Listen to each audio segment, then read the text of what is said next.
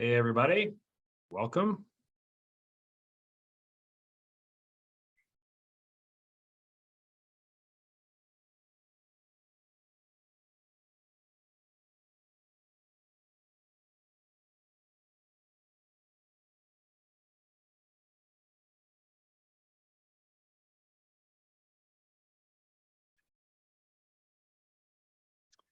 Tony, I just made you a co-host, so you should see that in a second. I think you have to unmute too, since you're muted when you joined. There you go. Here I am. Perfect. Except I don't see the co-host part. All right, let me make sure we got it. Welcome, everybody. We'll get started in just a minute here. Oh, you should. All right.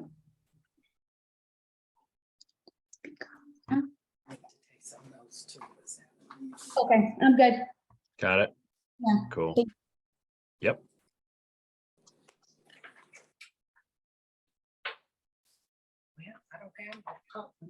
So I'll start us off in just a minute here. Make sure we got the views right.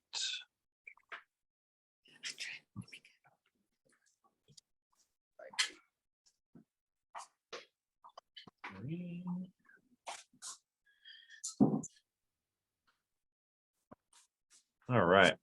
Well, thanks for being on, everybody. If you would just make sure your line's muted, it should be muted when you come on, so you think you should be good to go. For those of you that don't know me, I'm Dr. Eric Shoemake. I'm here with Tony. Tony, it is Abraziz, is that correct? Abrazi. Abrazi? Okay. Yes. Even better. Yeah. Cool. So we're doing a workshop tonight, and this is about overcoming your lifestyle and nutrition obstacles. So I'll let Tony tell you her story a little bit more in just a minute, but she has a great story. She's a great nutrition coach, amongst other things. And we've been wanting to do this for a while, and we wanted to do something that was going to teach you not just what to eat, but how to pull it off. Because I guarantee most people, if you're a patient in the office or you've been around a while, then you know what to eat. Everybody knows an apple is good and a donut is bad. Everybody knows you shouldn't, grab those Doritos. You should eat carrots instead. But the problem with that is most people just don't know how to do it. So what I'm excited about tonight is we're going to teach you some habits. We're going to teach you how to overcome some obstacles like emotional eating, your relationship to food, how to reset your taste buds, but then also some habits. There's a great book called Atomic Habits that I love.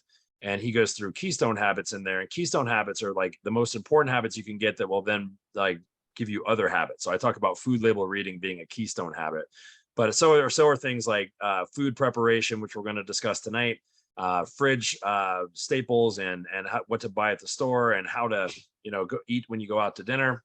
So really how to change those habits long term so it actually sticks. So just super excited about this tonight. So we'll get started in just a second here. What I'm going to do is I'll monitor the chat. So if anybody has questions during the actual workshop, just type it in the chat down there. And then I might just break in a couple of times and answer some questions or add a little bit to what Tony's saying as well. But yeah, let's go ahead and kick it off. We'll try to probably be done in about 45 minutes, and then we'll hopefully have room for some Q&A afterwards as well. So Tony, if you want to share your screen and kick it off, we should be ready to rock. Okie dokie. Let's see here.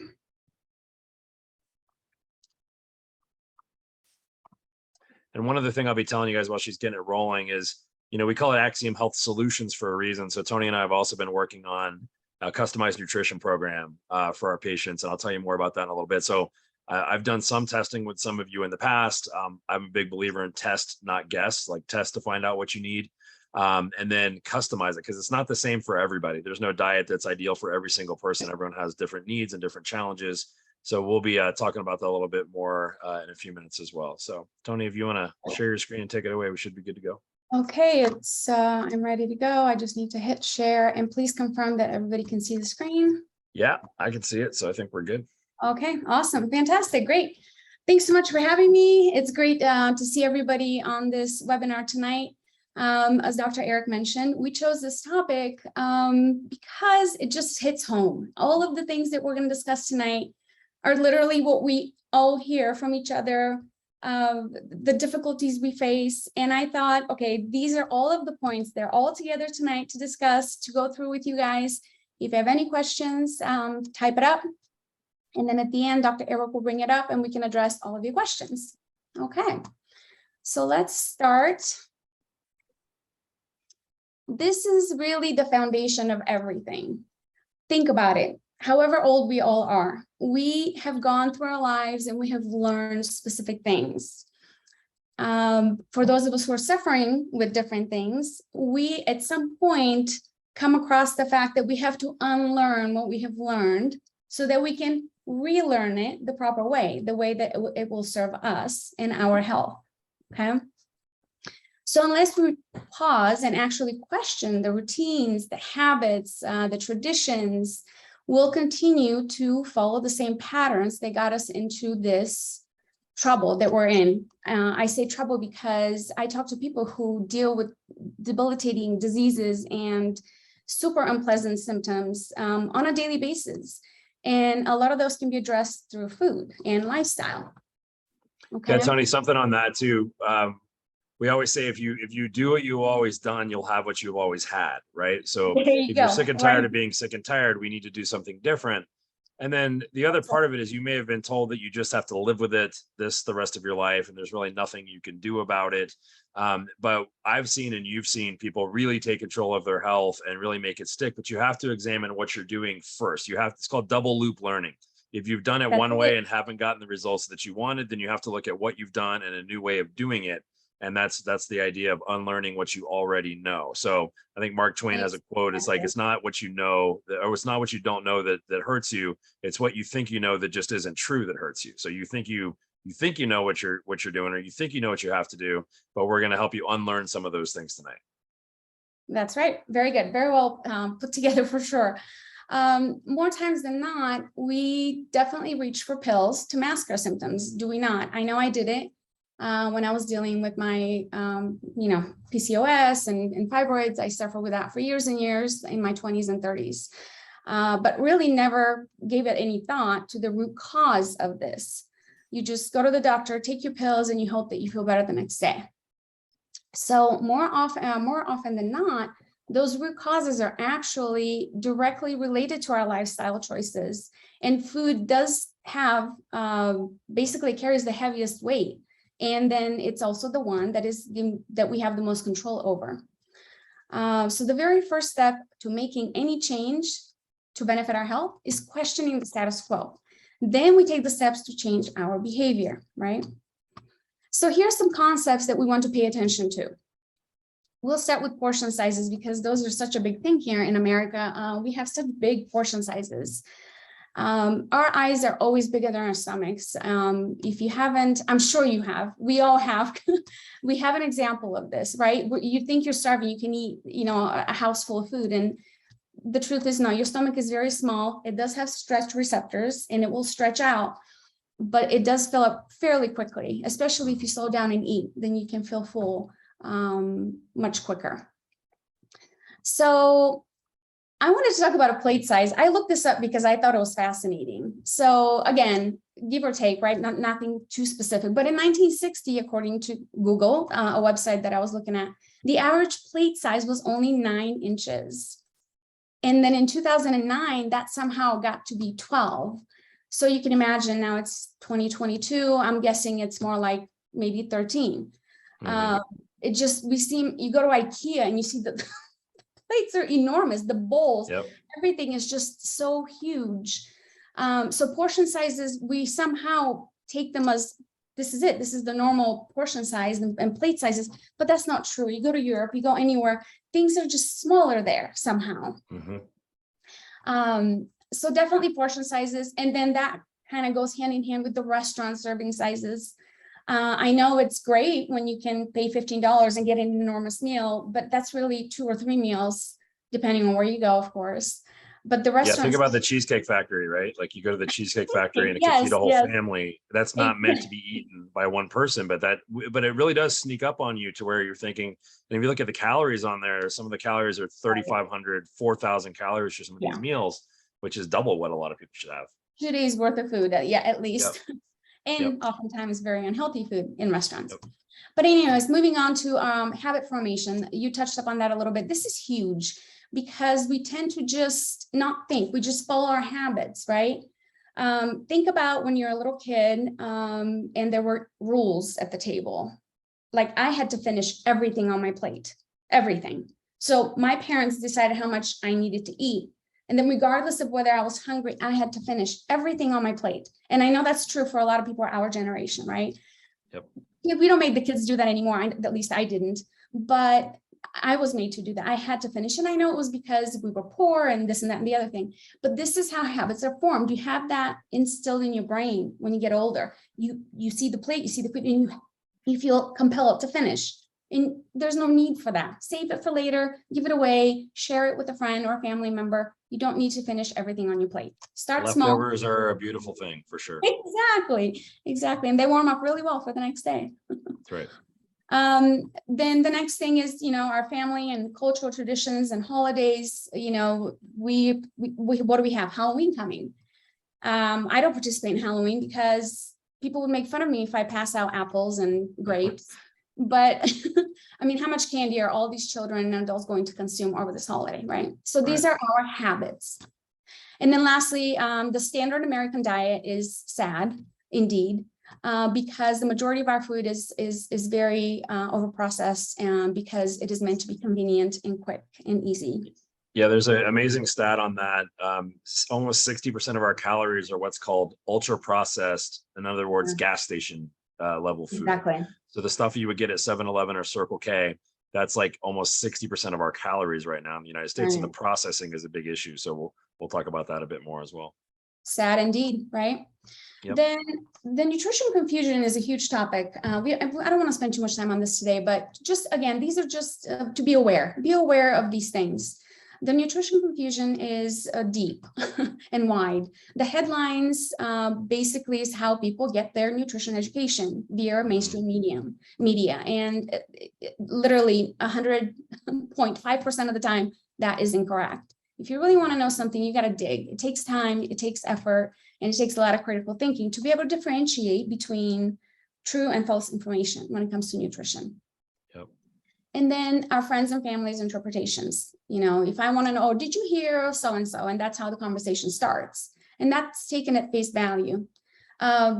Be aware of that. If you really want to know, there is a way to find out. Yeah. Also, if it's Aunt Sally, if Aunt Sally doesn't look and feel the way you want to look and feel, then I don't listen to Aunt Sally. And that's a big thing. It's just like, I went and talked to this person or that person. They don't really believe in chiropractic. I'm like, well, are they healthy? Oh, no, they take 9 medications. Well, I don't really want to hear what they think about the health, because I don't want what they have, So what I like about this is, what I like about this entire slide is it's not telling you what to eat, but it's helping you understand why you maybe eat the way that you eat, why we have trouble making the right choices. Because once you understand it, it's like pulling it out in the light and looking at it and going, okay, there it is. It doesn't have all that power over me anymore. So just realizing these things, you don't have to do that much about it, but just realizing it. And then you get to be the trendsetter in your family. And that's for me. My whole family was sick my entire life. I'm literally the first person in my whole line of family over the last 5 generations that's healthy. And now my kids, like my daughter eats better than I do, so we're starting a new thing. So I would take it on, as a privilege for you, like start your own tradition with your family. Absolutely. That's right. I love it. Well, that also brings us to the last point, which is the genetic predisposition versus actual gene expression. And if any of you attended Dr. Eric's workshop, we talked about this, or he talked about this there. And bottom line is, diseases run in families because food habits run in families.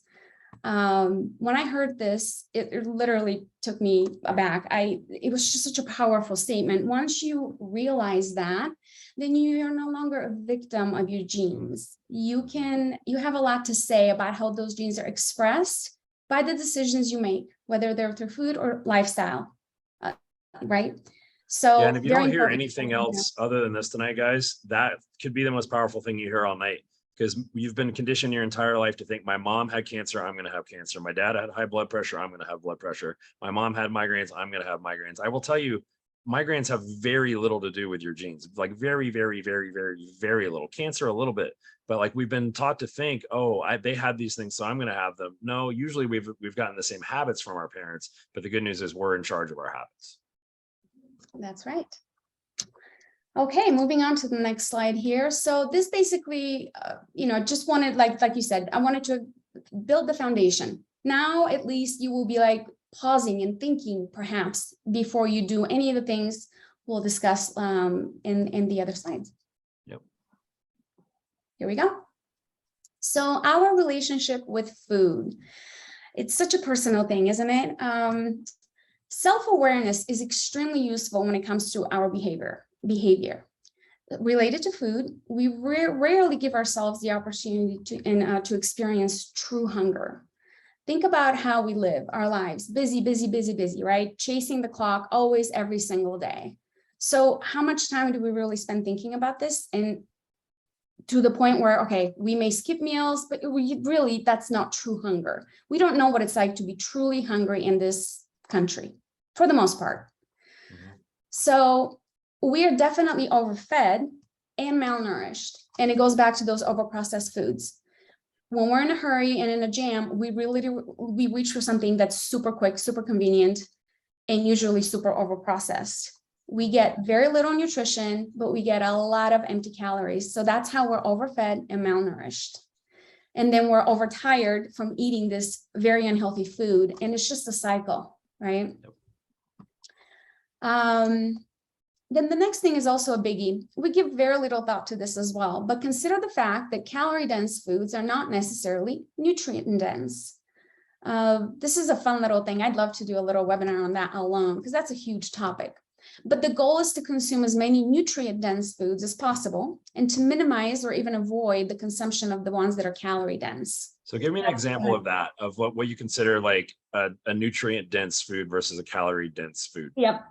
So if you take, so I'll take the calorie dense. If I'm going to eat a pepperoni pizza, that's calorie dense, right? That's very calorie dense. A lot of calories, but not very much nutrition. What would you consider nutrient dense? So on the other end of the spectrum, I would choose a plate of raw vegetables with homemade hummus or some kind of a dip, nut-based, or it's dip with vegetables.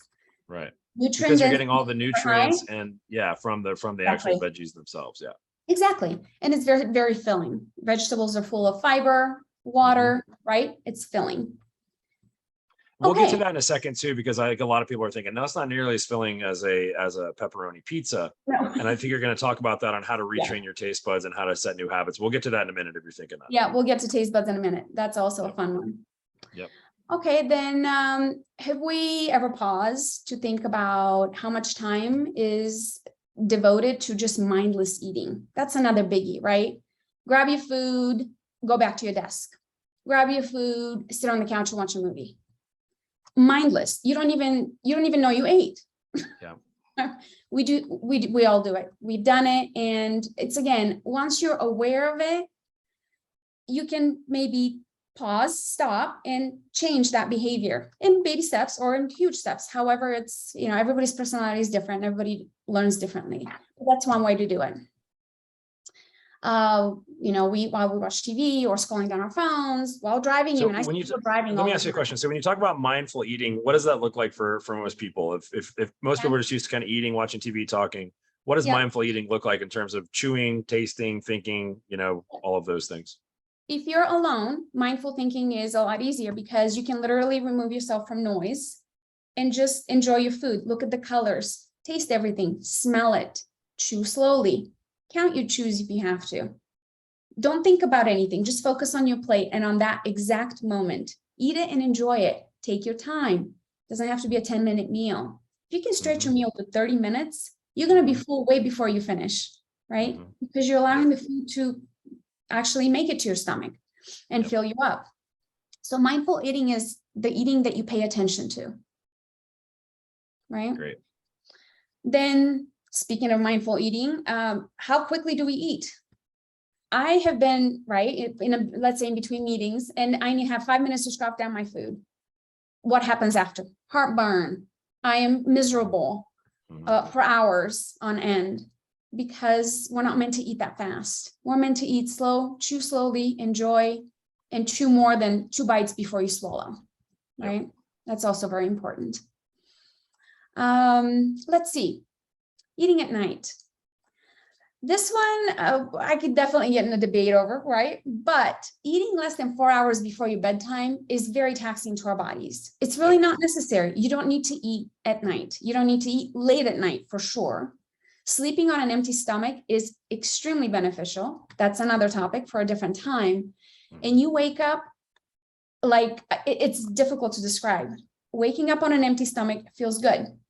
Yep. That's the benefit of intermittent fasting. For people that do intermittent fasting, you want to eat in that window of, say, noon to 6, and then you don't eat from 6 to 10 and you go to bed, and you have that window of fasting that you have.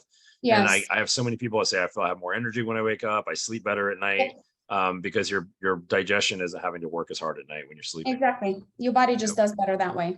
Again, we're overfed. Remember, we eat entirely too much. Yep. So anyway, so all of these things are a byproduct of our Western culture, of our society, of our family habits and traditions. Just be mindful of all of this. So let's start through. These are going to go a little bit quicker. Let's start with, I don't know, they're all important, but this one is really, really important. Having a support system. If you're going to make a change in your life, having a support system is very, very important, right? Not only fun, it's very important, because you would be more successful if you have support by your side. If you have a friend or family member, this boosts your accountability, right? I have to come home and, oh, shoot, I ate a bag of chips, right? The boost accountability, which in turn inspires confidence and promotes ownership. Then it stimulates motivation. Even though true motivation is intrinsic, it's still very helpful to feel supported.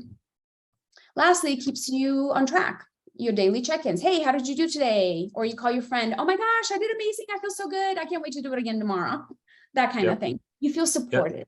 Yeah, I want to spend just a second on this in terms of the support system and why that's important. So I have a quick story about it. I have a patient, she's on right now, and then she referred another person who just started care in the office, and she's on tonight. And the first person said, I'm so excited to have my friend on with me, because I need help. I need support. I don't want to be the only one doing this.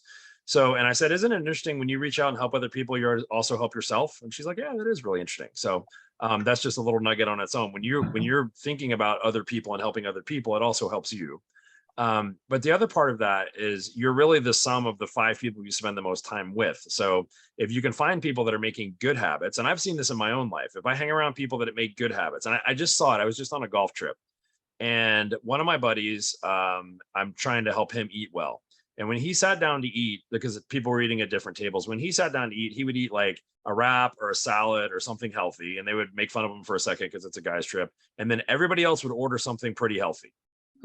Right? Versus the other table, everybody's eating nachos and whatever, but everybody really wants to do better. So you can be that trendsetter, for other people, but it helps to be around people that are also going to bring you up. It helped me, he's eating healthy. I'm like, well, I can't tell him to eat healthy and then me eat garbage, so I'll eat something healthier too. So it works that way. And then lastly, if you have somebody who's not on board with you, this is a question that I get a lot. Like my husband or my wife doesn't want to eat this way, or my kids don't want to eat this way, or whatever. That really comes down to I'm not saying it's not difficult, but I'm also saying you're in charge of you. You're not in charge of them. You're in charge of you. And what I've seen a lot of times, that if you start to eat better, make better choices, and not preach to them about it, but just eat better on their own, usually they'll come around. And sometimes they won't. But again, that's not up to you. You can't let somebody else's poor choices drag you down. So like if you're like, well, I cook all the meals and they don't want to eat this. Okay, well, you can cook what they want and eat a healthy version of that. So if you don't want to eat any of that, make yourself a salad. If you want to keep some chicken aside for yourself and they want chicken and dumplings, fine.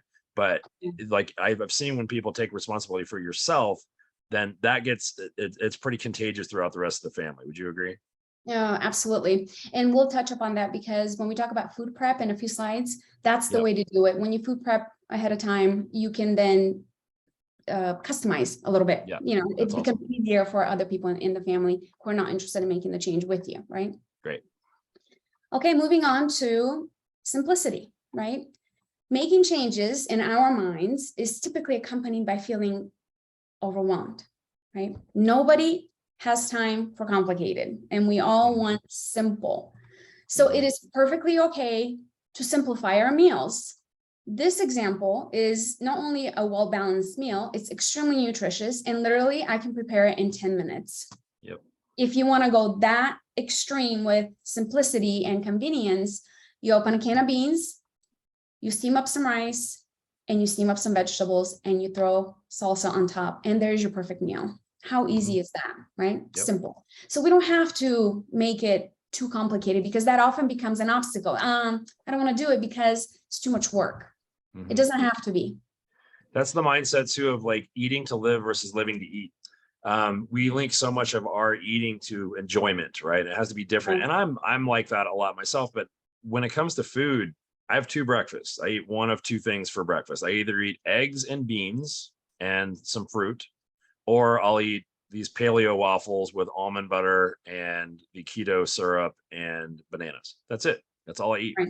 I don't Simple. now if I'm out, I might get something else, but I don't try not to complicate it. I try to do it as Yeah. simple as I can do it, because you have enough choices in this life. You have enough things you have to do. I don't need to make my food over complicated. So that's another thing I think about. Oh, I'm eating to live. I'm not living to eat. I just need to eat something to fuel my body and give it what it needs. And then I can go about doing what I need to do throughout the day. So that's a perfect example. Beans, rice, and veggies with some salsa and maybe some seasoning. It's easy, Yeah. it works, and you don't have to think too much about it. Exactly. Yep. Exactly. The other thing that people for some reason get hung up on is counting calories. They think, and this goes with weight loss, right? But I'm talking, if you're making a change for health reasons, depending on how severe, right, your reasons are, calorie counting is really just an obsession. It's completely unnecessary. You don't need to count any calories. If you eat nutrient-dense foods, there's no need to count calories. Your stomach has receptors. It knows when to tell you to stop eating if you're eating nutrient-dense foods, right? Yep. So there's no need to count. But if you really, really, really want to count something, count your fiber. Okay. Fiber and gut health. We'll talk about that in a little bit. Extremely important. So how much fiber would you recommend someone eat? So like if you guys are familiar with my book, the Cruise Ship or Nursing Home book, and the advanced or the 20 and 30 plan or the advanced plan, you notice and there's nothing in there about counting calories. I've seen people like cumulatively, I've helped our patients lose tons of pounds without counting calories. So it's not necessary. People always ask me, how much do I eat? Eat till you're full, because it's healthy food. You can eat however much of the advanced plan chili that you want, or do I eat 2 eggs or 3 eggs for breakfast? However many you want to be full, it doesn't really matter, because you're eating eggs and beans, or something like that. But this is something that's important. So how much fiber would you want someone to eat, or should somebody eat, or what should they aim for? Yeah, so ideally, and this is against the current guidelines, I believe that they're too low, according to everything I have researched and read. Yep. So I would say that ideally, every adult should have at least 35 grams of fiber per day.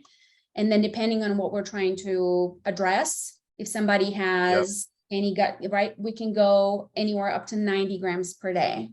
Yeah, now you can find fiber counts online. Like you can just search, like, so people think of fiber as like Metamucil or something you put in water. No. That's not what we're talking about here. We're Real talking food. about fiber that's in food. Okay, so Yes. fiber that's in vegetables and fruit. They have something in there that binds it all together. It's fiber. It's just it's like when you juice an apple, it's whatever comes out the other side. That's the fiber. That's the right? fiber. That's the fiber. And that's very necessary because it helps your body break down sugars. It's important for your gut health. Your probiotics are in there. A lot of things thrive on that fiber. And it also slows down the input of glucose into your body. So it reduces your blood sugar. It makes you feel full faster. It reduces the amount of calories that you want to eat. That's why eating an apple is so much better than eating an apple pie, because it has all of the fiber in it. So counting your fiber is a great way to start eating better. Is, again, how many grams would you say somebody should get at a minimum? 35. Right. So if you just Google fiber grams in an apple, then it'll tell you pretty easily how many fiber grams are in an apple. Exactly. Just to give you an idea, currently the average American gets less than 20. Yeah, that's not nearly, you need double that for sure. Yeah. And here's another note. If you're taking probiotics, we all know that they can be pretty pricey, right? Yep. Fiber is the prebiotic. Fiber is what your probiotic needs to eat so that it can multiply. If you don't give it fiber, it has nothing to eat, those colonies die out, and you're spending your money for no reason. For nothing. Right? Yep. Exactly. So once we address simplicity, once you give yourself permission to be simple and not complicated, that gives you peace of mind. And who doesn't welcome that? Right. Yep. All right. Modification. So of course, we're all very scared to give up our favorite foods. Pizza, pasta, burgers, they're just delicious. But it really is easier than ever in 2022 to modify your favorites unhealthy foods. They're not going to be identical, of course, but we're targeting for you to be satisfied and getting away from junk, right? So you can always choose your favorites. And at some point when we begin this program, I'm happy to help you modify them to your liking, taking into consideration your dislikes and likes when it comes to food. There are ways. And sometimes it takes a couple, 3 tries, tweaking, but that's part of the fun. And then you have your very favorite meal recreated in a very healthy way. And remember, my wife is a huge TikTok fan when it comes to recipes, and she Perfect. gets all this. They're all over TikTok. So like healthy pizza, healthy burger, healthy pasta. They're everywhere. And our meals are Sure. amazing now because she'll try them and it's fun. You get to see like, Yeah. what do you like? What do you not like? Wow, Yeah. I can't believe that's healthy. Yeah. So you can substitute any of these. You guys have heard me talk about cauliflower crust pizza, you know, or a burger made with no bun, or made with lettuce cups, or made with, you know, we do these chaffles, which is like cheese and waffle, or cheese and almond flour and egg waffle mix and a little waffle maker, and that's like the bun for the meal. It's just a fun thing to be able to kind of make some of these substitutions too. Yeah, no, that's awesome. It's true. And you know, 20, 30 years ago, it just wasn't so simple. Now it's so easy. So Yep. there are ways. Now remember, your taste buds they're constantly changing. Each of us has between 5 and 10,000, and they're replaced every approximately 2 weeks, which I find fascinating. It is. You can literally have a completely different taste, likes, dislikes, every month, right? Give it a full month. But so there's hope. Okay, moving on to. So what that means is when you start to eat better, you don't crave the same stuff that you craved. It doesn't taste the same anymore. And I am living proof of this. Like, you guys know, I grew up on Dr. Pepper donuts and Doritos. I don't even like Dr. Pepper anymore. It's like so sweet.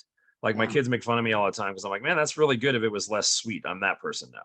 Yeah. And that's with like anything, ice cream, you know, like almost any ice cream that I eat, I'm like, there's just way too much sugar in that now. Yeah. Whereas before I would be, you know, thinking there's not enough sugar. So if you do this and you're faithful to it for a while, your taste buds really do change. Yeah, very, very true. Okay. This one is one of my favorites. Self-care. We are so good at ignoring ourselves. And this could not be more emphasized. It's so easy to overlook our well-being. We often feel selfish. At least I've talked to a lot of women who tend to feel very selfish because they're taken away from their families or, you know, children, friends, whatever it is, work. But it really is essential to invest in ourselves. So I want to normalize the act of being kind to ourselves. And I think we do that by talking about it and by giving ourselves permission to do so. So what's the excuse? I don't have enough time, right? That's the biggest excuse. That's the number one thing I hear. Well, we can make the time. Again, going back to our couch, TV, phone time, the average American spends 4+ hours per day watching TV. This is from the Nielsen Company. There are different reports that report along the same lines. Sometimes it's 3+, sometimes it's 5+. So I just put it at 4+ with this particular company. That's amazing. That's amazing to me. 4 hours to watch TV per day seems a bit much. And I know we multitask with that sometimes, but that's a lot of sedentary, right? We sit while we're doing this. So instead, it's prioritizing there, right? So I have a lot of people say, well, I don't have time to food prep. I don't like this. I don't like that. And usually it's because you don't put the time in, right? So like, yeah, maybe you don't spend 4 hours a day, maybe you spend 2 hours a day, but how much time do you spend on the TV? How much are you on the computer? Yeah. How much are you doing something else? Where we could be spending 15, 20 minutes food prepping, which is going to be coming up in a minute.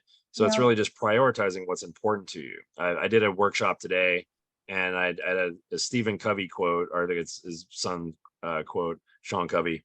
He says, there's 2 disciplines. Everyone has to deal with some type of pain in your life. You can have the pain of discipline or the pain of regret. And the difference is the pain of discipline weighs ounces and the pain of regret weighs tons, which means you can say, I don't have time. I'd rather do this. I'm too tired. I'm too anything to eat well or to prep my food or whatever. But then if you go look at a nursing home, all of those people are sitting in a nursing home dealing with regret every single day. I would rather deal with a little bit of pain of discipline than a whole lot of pain of regret, because you don't get out of life without one of the 2 of those things. You can have no pain of discipline your entire life, but you're going to have a ton of pain of regret later on. And that's what Yeah. we don't want, right? Like you don't want to work so hard. Like so many people work so hard to save money and want to retire, and then they get to it and they can't do anything.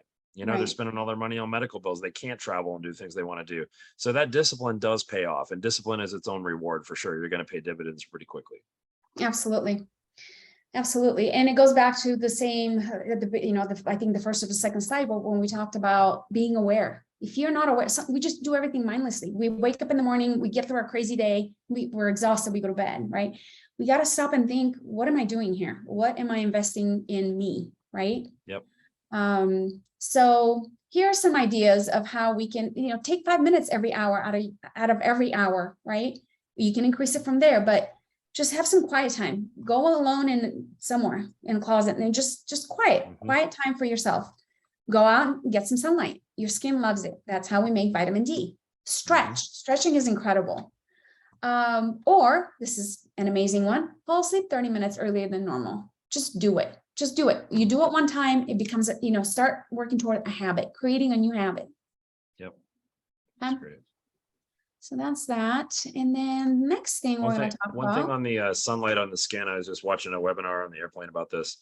There's a sleep expert, and he said the number one thing he tells his clients to do to sleep better is get sun on their skin in the first half of the day, because that sets up your circadian rhythms. He's like, it's not taking melatonin necessarily. It's not, doing X, Y, or Z. It's getting out in the sun early in the day. So that's a great, just steal 5 minutes and go sit there and be quiet and count your breaths, or just listen to the birds around you. So much of what we do is mindless right now. So if we can just get mindful, that continues into your eating habits, because a lot of us eat mindlessly too, because we think our brain's going and going and going and going and going, and we're like, oh, I'm hungry. Well, you're not really hungry a lot of times. You're just distracted, Or so bored. that's, or bored. Yep. Exactly. Exactly. Okay. Food prep, favorite food prep, but I don't have enough time to food prep. That is the number one reason for not making time to food prep. If you food prep, so let's go back to, evaluating how we allocate our time every day. We've already discussed it too many times, but that's really what it boils down to. It's not impossible to dedicate a couple of hours per week to prep some healthy food, right? This in turn will reduce your stress level because you have food that's prepped. You don't have to worry about what you're going to put on the table every single night, which becomes just so boring and so stressful. We don't need that. If you prep ahead of time, the time you invest in the kitchen every evening is significantly reduced, because all you have to do is assemble and warm it up, right? Yep. Batch cooking is huge. So it really is the most efficient way to tackle this task of food prep. Preparing a large batch of something, let's say rice or quinoa, those hold for the entire week if you just have it in the fridge. And then it's so easy. If you have a bunch of grilled vegetables, they also last for up to a week. It's very easy to put your meal together at that point, make it taco night, whatever it is. But if you have that done, the grains, easy to just assemble. Let me give you some examples of, maybe you have some examples too, of just what we do. So if we grill chicken breast, we grill twice as many chicken breasts as we need, always. So if we're grilling chicken breast for whatever reason, we'll eat half of them as a family, and then we'll have another 4 in the fridge. That could turn into chicken salad sandwiches later in the week. That could usually turns into salad or chicken on top of my salad. So I'm not going to grill a chicken breast every time I make a salad, right? It could, same thing with vegetables. Like I get the pre-washed lettuce, so I don't have to wash my lettuce and everything. If you don't, you can wash your lettuce, but do it all at once, batch cook it. Same thing with beans. If I make beans, I'll make a bunch of it. If I make rice, I'll make a bunch of it. So rice one night could turn into lunch the next day with some veggies and salsa and beans, like you talked about. Mm-hmm. So learning how to manage your refrigerator is really big, because if I open the refrigerator and there's nothing in there, then it's really hard, because I got to start from scratch. But if I'm like, oh, I got that rice over there, and I got these grilled vegetables, and I got salsa right there. All I need to do is heat up some beans and I'm good to go. Yep. So think about the day you want to prep for food as well. So like we would always sit down on Monday and just plan out our meals. That's a big part of it. Our Sunday, sorry. We'd sit down on Sunday afternoon and say, okay, what do we want to eat for dinner Monday and Tuesday? Maybe we want to go out on Wednesday. What do we want to do on Thursday? And we prep those things, or we plan for those things. And then sometimes we'll start prepping on that Sunday night, like by grilling all those chicken breasts. We try to make a big meal on Sunday night so that we have leftovers throughout the week. It just makes things so much easier if you're preparing your food. And That's I'm going right. to tell you about a YouTube page in a few minutes that has some of these videos that we've done on this as well. I did a whole one on food prep a while back too. But this is huge. If you're not food prepping, this is usually the reason most people aren't winning in the kitchen, is they're not prepping and thinking about it. That's right. Okay, let's talk about eating out since you mentioned it. Eating out. Eating out basically should start with assume that everything available in restaurants is junk food. So start with that assumption. Yep. From here, if you can find something that's not prepared with a gallon of added rancid oil or sugar and salt, right? Or it isn't overprocessed, that's a bonus and an exception, not the rule. Yep. For those folks who we will be working with who really need help, I would recommend that you just completely forget eating out for, let's say, a month, right? Yep, for a while. Yep. For a little while.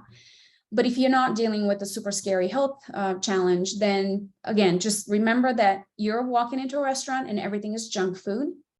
And from there, if you can find something, that's great. And you should not be eating out, 2 meals a day.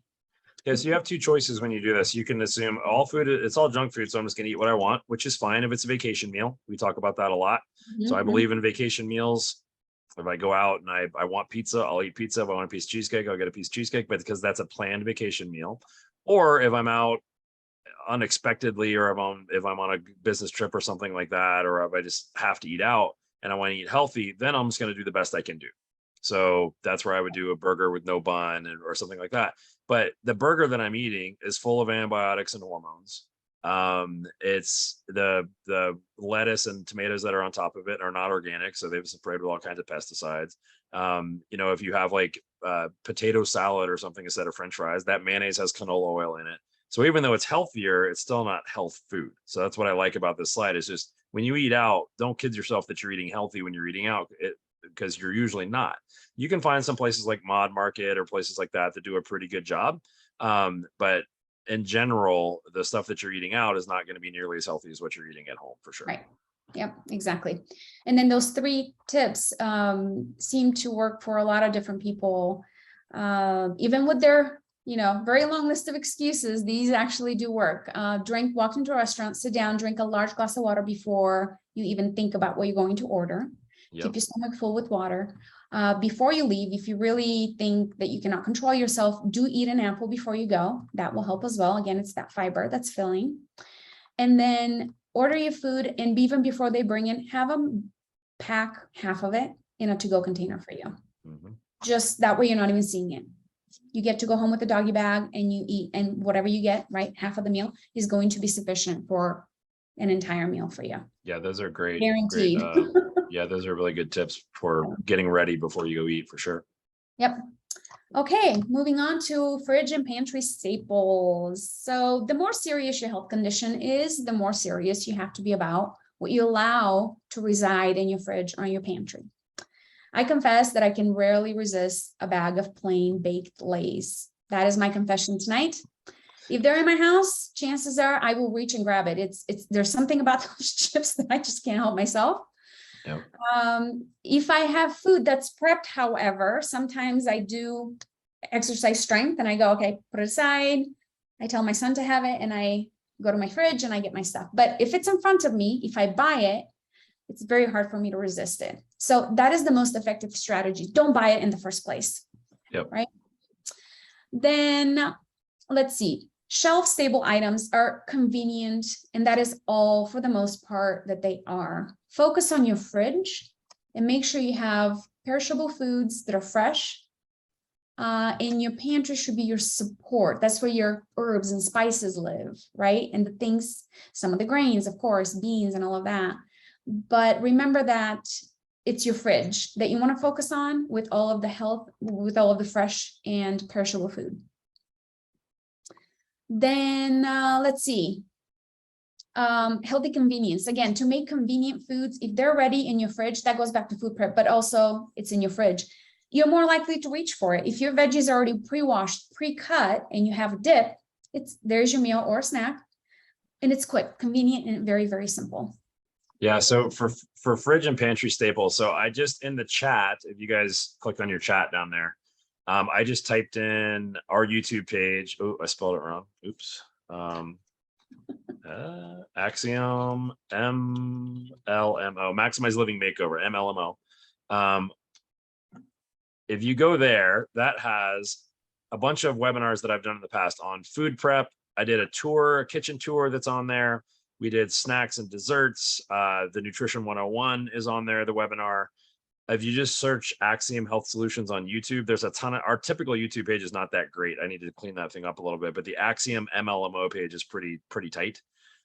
We did a quarantine challenge during COVID, like on a kitchen tour, and how to make a perfect cup of coffee and how to make lateral move substitutions. You know, there's a lot of those things that are out there. So when it comes to like fridge and pantry staples, think of the things that you like, and we make sure we always have those. We always have unsweetened almond milk. We always have almond butter. We always have hummus. We always have different vegetables, you know, certain different vegetables. All of that stuff is like, it's a given in our fridge, you know, so that if we look at it before we go to the store and like, okay, we have enough of that, we don't need to buy it, or we're out of that, put that on the list and make sure that we get it. And then you'll get to realize what things you really need to have to be able to pull this off long term. That's right. Okay, let's talk about water. Chronic dehydration is a thing, everyone. We are not drinking enough water. And the reason is because we forget to drink water. Now, if we're exercising, your body tells you, right? Okay, it's time to drink because you're sweating. But if you're not, if you're just going through your day and you have a very sedentary life, water is not really a priority. We tend to forget to drink it, right? If you have a large bottle of water with you at all times, it makes it easier to remember because you see it. It's right there. Oh, I'm going to take a couple swigs like I've been doing in the last hour, right? I do want to mention, if you work out, please do increase your water by a lot. But your body typically is very good at telling you that when you're working out, just not so good when you're not working out. A good tip here is to, every time you sit down to eat a meal, always drink a glass of water before you begin. I will also add that it's great to do that first thing in the morning. Get up, drink a glass of water. Okay. My old cycling coach said 32 ounces of water before your feet hit the floor in the morning. There you go. So that's that big bottle of water that you had. And I would literally sit there until I got out of bed and drink the entire thing, you know, and that's a good way of thinking about it. Yep, exactly. Okay, and then preferably, obviously, the water should be filtered because our water supply is filled with heavy metals and pharmaceuticals. That's a whole nother topic. Yep. Okay, moving on, we have liquid calories. We often underestimate adding creamers to our coffee, juice, milk, soda, alcohol. All of this adds up very, very quickly. And I'm not saying drop all of your liquid calories, just be aware, right, that they're empty calories. That's it. That's all they are. Oh, that's crazy. So I haven't seen that slide before. So if you have a glass of orange juice, a cup of coffee, a Coke, a drink, a sweet tea, and a beer, that's 1,300 calories, which is more than a lot of people really need in a day just from consuming calories. That's amazing. Yep. The only takeaway from this slide is just be aware and try to reduce, because we do tend to drink a lot of our calories, right? Yep. And then last but not least, Tony, I'll go a little further than that. I really don't think you should drink calories with as many as most people get. To me, I mean, you can some calories, if you drink a cup of coffee or something like that, but I think for most people, that's a great place to cut that extra junk out of there, right? So drinking water, so you can drink like LaCroix with stevia added to it, 0 calories. You can drink a vitamin water, 0 calories. You can drink water, 0 calories. You can make your own lemonade, almost 0 calories. So you don't have to drink only water. Somebody just asked a question in the chat, like, what can I do if I don't like plain water? You can do lemon and stevia. There's flavored stevia you can add to water. And there's a lot that you can do there to get rid of. I think a big step for a lot of people would just be let's eliminate the added calories from liquid. Yeah, absolutely. Yeah, sure. And again, it depends on the severity of what you're dealing with, right? Sometimes you have to be stricter with things than others, but I mean, ideally, just drink water. Ideally, water is it. Exercise. Sitting is the new smoking. And it's true. Earlier, I mentioned that we can always make time to prepare food. We can do the same with exercise. A 30-minute daily walk, It's really not that far-fetched of an idea. Mhm. Once it's a habit, you look forward to it, you crave it, you miss it when you don't walk. Grab a friend, grab a neighbor, take a walk around the neighborhood, get some fresh air. Yep. Creating your routines and habits that serve us better is the name of the game. No excuses. I'm often Yeah. asked the best exercise. Oh, sorry. So Kiara was talking today about this. She's big into exercise, and I said, if you told me, she'd tell me how important movement is for me. And if I said, what if I said I don't like to exercise? She would ask me, do you like to die? And I said, no. But that's really the truth. One of my favorite cartoons is the guy's telling his doctor, he said, well, I don't have time to exercise 20 minutes a day. And he said, well, do you have time to be dead 24 hours a day? Yeah. And that's really a way to think about it. Like, part of the reason I think we don't do these things is because we don't really think it's going to happen to us, right? Like, Right. this person never exercised, didn't eat well, had a heart attack, and like somehow we're surprised. Yeah. And it's not that I'm heartless to think about this. It's sad when that happens, but I also understand there's laws. There's laws to the way your body was designed to function. There just is. I went to school and spent years and years learning this, and I've spent hundreds of thousands of dollars learning this after I graduated from school. There are laws. There's physiological laws to the way your body works. One of them is you're designed to move. Another one is apple good, donut bad. Your body knows exactly what to do with an apple. It does not know what to do with a donut, with trans fat and all those things. So if you, it's not a harsh thing to think about, but if you just realize there's just laws, like you wouldn't expect to go out and drive 200 miles an hour everywhere and be safe, but somehow we think we can we can bypass these laws, and it's just not that way. It doesn't work that way. And if you think you're getting away with it, you're not. You think, oh, well, grandma, drank, Jack Daniels every day and smoked tobacco cigarettes and lived to be 103. Well, how many other people do you know that have done that? So do you want to try to roll the dice and think you're going to be grandma, or do you want to just cooperate with the way your body was designed? It doesn't mean you need to be perfect, but it just also understanding that there are laws. And they're physiological laws. They're not like spiritual laws necessarily. It's just a law that your body, if you eat too much salt, these things will happen. If you eat too much sugar, these things will happen. So same thing with exercise. If you don't like to exercise, well, that your body is slowly decaying if you're not liking that. So so it really doesn't matter if you really like to exercise. You can find things that are enjoyable, but I think somehow we've gotten to the point where we think we have to enjoy everything that we do, and sometimes it's not all that enjoyable to go to the gym, but it always is.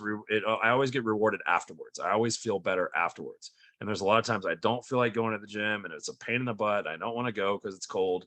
But I did a whole video on this. It's really complacency or apathy, where we think, there's half an inch of snow on the ground, so I'm not going to drive to the gym.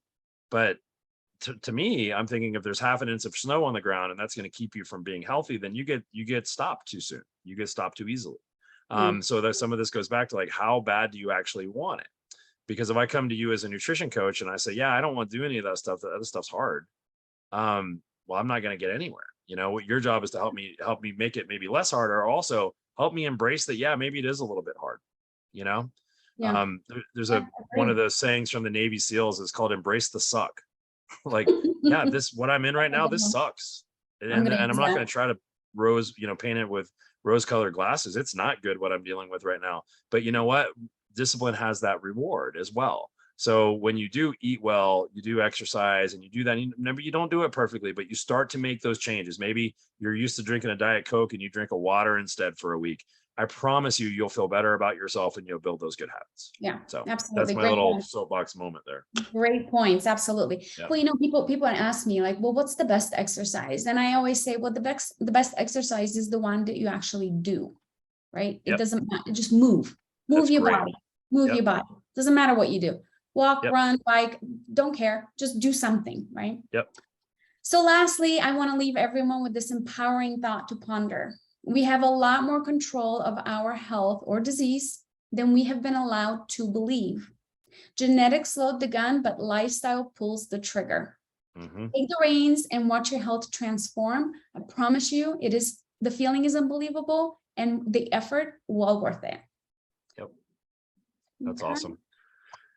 And there you go. I will turn it back to you. Awesome. So if you have questions, you can type them in the chat. We got just a couple minutes left on that. Do you want to continue? Let me get back to the chat for a second. Sure. And I'll give you this in just a second. So if you can type anything in the chat, I did want to read the questions that were in there. Somebody asked, what can I add to water to help make it taste better? That would be like flavored stevia, things like that. Somebody's asking now, with large food prep, is microwave cooking good? The answer to that is no. Microwave cooking kills a lot of the nutrients that are in there. It's a study that it's like if you cook broccoli for a minute, you kill like 97% of the nutrients in a microwave. So I'm not a fan of the microwave cooking. So a steamer or like an air fryer is really good for these types of things. Should we eat by our blood type? I'm not a big fan of that. I'm a fan of eating by your metabolic type, which is a different thing that we'll talk about. Which are you a carbohydrate or a protein type or a fat type? That's definitely something that has a lot of merit. The eat right for your blood type has a lot of different issues that I don't really agree with. One of them is if I was eating by my blood type, there's nothing I would eat because my blood type is stuff like my least favorite foods in the entire world are the ones that are on there. And even when I did it, I'm like, okay, I'll just eat the stuff they tell me to eat. I really didn't feel that good. So Metabolic Typing Diet is a good book if you want to go that direction. Do you go to people's houses and help them with food prep or meals? We're thinking about doing that with Tony with some of the programs that we're doing, because she's really good at helping you figure out how to get out of the weeds and like giving you support and practical things. So that's part of what we're going to be working on with the new program that we're doing. What beans do you eat with your eggs? Great question. I eat black beans typically. So I'll do canned black beans with some salt, a little bit of xylitol or monk fruit, and then some like Mexican seasoning. So that's typically mine. You could do refried beans. You could do like the organic refried beans. Those usually aren't as good for you. But I use those two are usually my big go-tos. So what we're doing, hopefully you got a lot out of this tonight. If you want to go look at more of the webinars and more of the things that we're doing, go to the Axiom MLMO. Just go to YouTube and search Axiom MLMO, and you can start diving into this a little bit more. So hopefully you got some motivation there. But we're also going to be doing a customized nutrition program that we're still working out. And what we want to do with this is some specific advice for you. So whatever you need, because everybody's not the same. Everybody needs, some different help and support. And so we're working out some of the tests that we're going to be doing, and I'll be rolling this out. We'll be rolling this out in the next, 6 weeks or so. But I did want to get an idea. If you think you might be interested in that, if you think you'd be interested in having a customized nutrition plan, support from Tony, usually a 6 to 8 week program. So in-person consultations, a shopping trip where we take you to the store, food prep, advice on how to do that, how to make over your pantry. The answer to that is yes.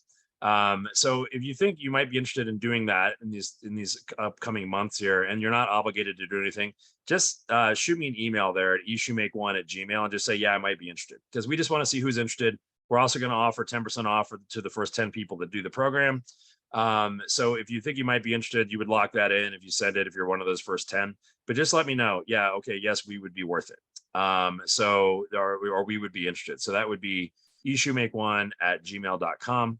I was going to do the sample reports for the things that we're doing the testing on. So there's a gut health test that we can do to help you specify your diet. There's also a hair analysis that we can use to help you specify what type of diet you need. Can tell you amazing things about that.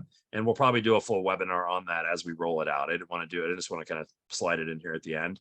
But it's going to be testing, support, specific recommendations, and ongoing support, because I really want to make this work. I'm kind of tired of the culture of everybody just watches a video on something. It doesn't typically stick for most people. Most people really need some support to get the habits that you need. So if you're interested in that, just shoot me an email, issuemake1@gmail.com. I think we had one more question. Tony, do you recommend a whole food plant-based diet? Absolutely. All the way. Yeah. No So Tony's a oil. big whole food plant-based, and plant-based is exactly what it sounds like. But if you're not a whole food plant-based person, you don't have to do that either. There's healthy ways to do it, both directions for sure. What I like about this is it gives you different options. I believe you should be leaning more towards whole food plant-based, and away from, like, most people don't eat as many of the processed meats and dairy and stuff that a lot of people eat, because what whole food plant-based means is it's a lot of vegetables. So which more people should be doing. It's a lot of healthy grains and those things that are healthy for you. So it doesn't mean like there's a lot of vegetarians out there that are the unhealthiest people that I know, because they're not actually vegetarians. They don't eat vegetables. They just eat pizza because it doesn't have meat on it. Right. So Tony, anything else to say about the whole food plant-based? It's a way to go. I mean, that's it, again, it depends on what the person wants to treat or, what you're trying to get rid of. Yeah, exactly. But definitely I'm a huge fan. I've been whole food plant-based for several years. This is how I cured myself from PCOS and fibroids. It is literally doing that 100%. Cool. So I'm a big fan. Awesome. Yeah, great. Awesome. Any last questions? Like, we got to wrap it up actually, but thanks for being here tonight. I'm also we did record this, so you'll get an email with the recording. Please share this with people that you know and care about. There's so many people out there that need your help that I will never reach, that Tony will never reach, but you can be that light for that person. So share these webinars that we do, share the workshops that we do, share the things that we teach you with the people that are around you, because that's what makes it worth it to us. So when you get the replay, share it with anybody you know, encourage them to share it, put it on social media, wherever it is, so that people can hear the same thing. So I appreciate everybody being here tonight. And again, check out that YouTube page, shoot me an email if you're interested in possibly going through the program. One last one. What are the best grains to eat? Tony, if you had your top 3 grains, what would they be? I'm going to go with quinoa. Yep. Wild rice. Yep. Millet. Oh, I love millet. Snuck in millet on me. That's great. Awesome. All right. Well, thanks, Tony. I appreciate you, and I appreciate everybody being on here tonight. Thank you so much. It was a pleasure. Thanks, everyone.